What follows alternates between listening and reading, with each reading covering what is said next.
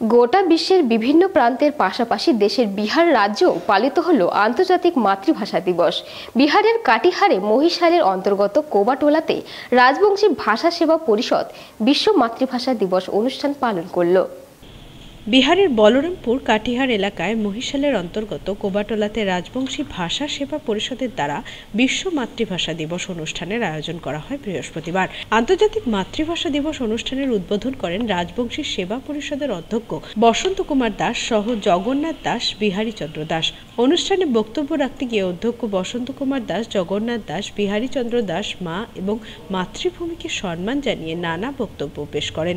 অনুষ্ঠানে উপস্থিত প্রাক্তন সাংসদ নিখিল কুমার চৌধুরী জানান, রাজবংশী ভাষাকে অষ্টম সূচিতে যুক্ত করার জন্য সরকারের কাছে দাবি জানালো বিহারের কাটিহারের মহিশালের অন্তর্গত কোবাটোলাতে রাজবংশী ভাষা সেবা পরিষদ। इस भाषा 5 दशक से साहित्य सृजन का भी कार्य करते आ रहे हैं। ये भाषा बहुत प्राचीन भाषा है।